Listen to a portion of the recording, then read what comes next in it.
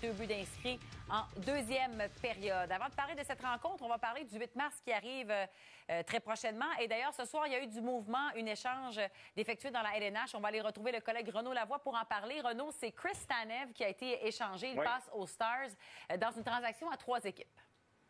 Exactement. Il y avait plusieurs formations qui étaient intéressées à Tanev, entre autres les Jets de Winnipeg. On peut penser aux Maple Leafs de Toronto aussi.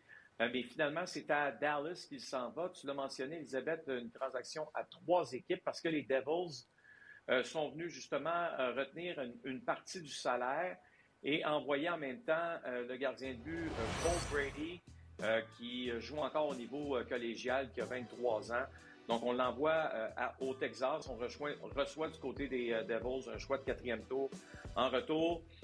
Du côté des Flames, on reçoit un choix de 2e ronde en 2024, Artem Grushnikov, et un choix conditionnel en 2026 de 3e ronde. Mais ça, c'est si les Stars de Dallas se rendent en finale de la Coupe Stanley. Sinon, bien, ils ne recevront pas un choix supplémentaire, Elisabeth. Merci. Donc, une transaction qui parfois fait débouler d'autres transactions d'ici le 8 mars. Si on parle de rumeurs, si on regarde du côté du Canadien, bon, il y a certains noms qui reviennent. David Savard est certainement l'un des joueurs qui pourrait intéresser plusieurs formations.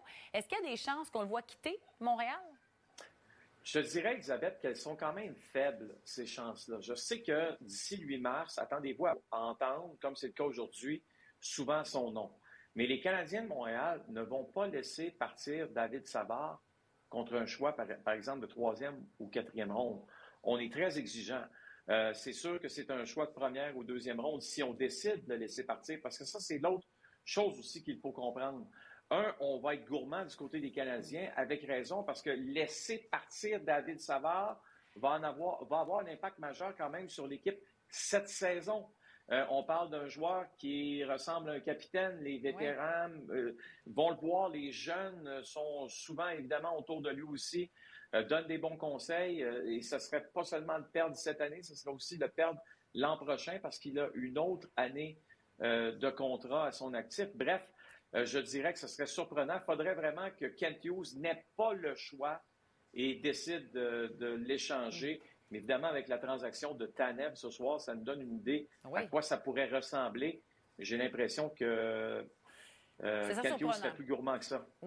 Il va être probablement plus gourmand que ce qu'on a vu ce soir entre les Flames et les Stars. Bon, bonne nouvelle pour les partisans du Canadien parce qu'ils jouent un rôle important auprès des jeunes défenseurs et ils sont nombreux dans la formation du tricolore. Tu lisais le New York Post ce matin ou en tout cas dans les derniers jours et il y a une rumeur concernant Jean-Gabriel Pageau ce matin. Est-ce que cette rumeur-là d'une possible échange pourrait s'avérer vraie? Écoute, bonne question. Son agent, Craig Orster, à qui j'ai envoyé l'article, m'a dit que c'est la première fois qu'il entendait parler de ça.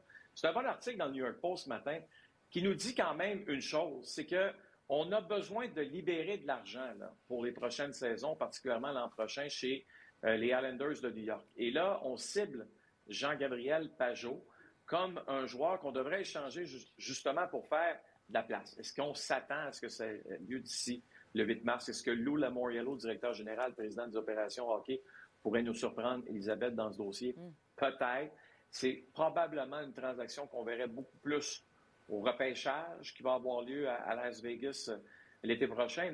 Mais en attendant, c'est un peu surprenant, je te dirais, cette nouvelle-là, mais ça nous donne quand même une indication qu'il y a plusieurs équipes dans la Ligue nationale qui, même si le plafond salarial va augmenter de façon significative la saison prochaine, on veut trouver de l'argent supplémentaire parce que c'est clair, là, présentement, du côté des Islanders de New York, on a besoin, de quoi? Entre autres, d'un David Savard. Je ne dis pas que c'est lui, là, mais vous voyez un peu là où je m'en vais. Là, on a besoin d'un défenseur de grande qualité dans cette équipe. On va faire de la place, possiblement. Merci beaucoup, Renaud. Bonne soirée en Floride. Bonne soirée, merci. Actuellement, il y a un autre match, 2 matchs seulement à l'affiche en ce moment. Parlons un peu de cette deuxième période, mais il faut parler de Zach Hyman parce qu'il a inscrit ses 39e et 40e filets.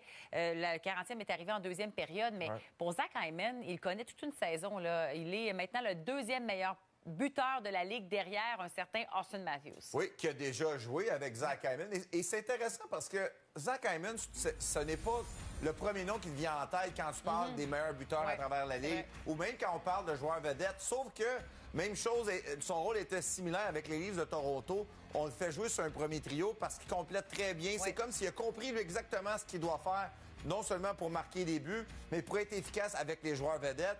Et non seulement il marque des buts encore une fois, mais cette année, il a atteint un autre niveau. Il s'enligne pour une saison de plus de 50 buts. C'est la première fois qu'il atteint le cap des 40. Et ce que j'aime, c'est qu'il ne change pas son style malgré le fait qu'il marque des buts. Regardez, il est où, Zach Hyman, toujours dans l'enclave. Il va travailler pour justement marquer ces buts-là. C'est pour ça que des gars comme McDavid vont apprécier de jouer avec lui ou à l'époque, les Austin Matthews. Et on le voit là présentement, tu as quand même 4 joueurs, les 4 leaders de l'équipe. On peut voir la projection qu'ils auraient s'ils continuent sur la même séquence. C'est assez impressionnant. C'est 105 aides pour McDavid. Hey, c'est quelque chose. Là, parce que dans ses dernières rencontres, il n'y a pas de but. On ne peut pas lui reprocher. Là. Il y a 24, 25, 26 mentions d'aide. C'est assez impressionnant. Puis Bouchard aussi connaît une très bonne saison. Là. Il est parmi les meilleurs, le meilleur défenseur de son équipe, mais dans le top 4 des meilleurs pointeurs de son équipe, c'est pas rien. Non, c'est pas rien. Puis tu sais, Bouchard, c'est vraiment, je trouve, cette année qu'on le va atteindre un autre niveau. C'est sûr qu'il y a eu le changement d'entraîneur. Et là, il y a un certain Paul Coffey qui est entraîneur de défenseurs. Et je pense sincèrement, ça allait bien avant, là, mais je pense qu'il aide beaucoup Evan Bouchard parce que Paul Coffey, c'est un joueur non seulement qui amenait beaucoup d'attaques, mais qui était critiqué des fois pour son jeu défensif. Je pense qu'il comprend exactement ce que vit Evan Bouchard. Et on peut voir avec Draisaitl. Draisaitl passe un peu sous le radar, malheureusement, comme c'est souvent le cas. Mais faire 100 points dans la Ligue nationale, c'est pas rien. Ça sera encore une saison exceptionnelle pour le numéro 29. Oui, ça c'est clair. Et on approche d'ailleurs de la date limite des transactions. Il reste encore une semaine. Ça s'en vient le 8 mars prochain. Il y a cette première période. Éric, on va commencer par le deuxième trio. On en a parlé avant le début de la rencontre, à quel point le trio de Lafrenière, Panarin et Trocheck se sont trouvés. Là, ça fonctionne super bien. C'est 35 points à leurs 11 derniers matchs. Tu as déjà retenu des séquences où, entre autres, Alexis Lafrenière se démarque. Oui, vraiment. Déjà, dès la première présence, on a vu qu'eux étaient prêts à jouer. On a 7 tirs sur les 17 des Rangers. Et Alexis, ça a pris un certain temps. On oublie toujours l'âge parce que quand tu es repêché premier au total, ça vient avec des attentes très, très élevées dans un marché comme New York.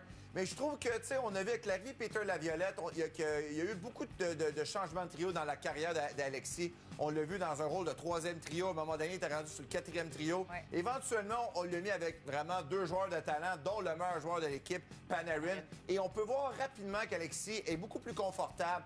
Ça ne cherche pas comme il se cherchait, je te dirais, dans ses premières années. Et on peut voir aussi Panarin adore jouer avec Alexis Lafrenière. Déjà rendu à son plus haut total de buts depuis le début de sa carrière pour une saison. Regardez la différence. Lance plus souvent au filet, moins de mise en échec. Ça, je pense que c'est vraiment le classique, là. Tu cherches ta chaise les 2 premières années. Et à partir du moment que tu la trouves, moi, je pense qu'il peut laisser parler son talent. Il joue avec des joueurs qui ont beaucoup confiance en lui. Puis l'entraîneur aussi. Le temps de jeu monte. C'est une roue, ça. Et on peut voir que ça s'en va du bon côté dans son cas. C'est de trouver sa chaise, comme tu mentionnais, quand on se fait pardasser là, du deuxième, troisième, quatrième trio. Tu cherches un petit peu ton rôle. Tout à fait. Là, il a l'air d'avoir trouvé sa place. Parlons du quatrième trio parce qu'on a parlé de Rampé un peu au départ parce qu'il s'était battu au dernier match.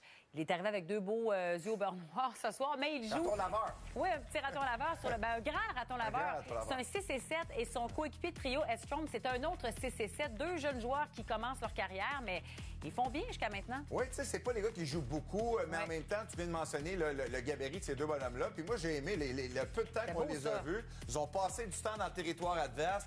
Même, on voit ici les Blue Jackets, Provorov, entre autres, écopés d'une punition. Donc, ils ont fait leur travail. Ça donne un avantage numérique. On peut voir les Rangers un peu la tendance où on se dirige dans le 3e, 4e trio. Regardez là, le gabarit des joueurs.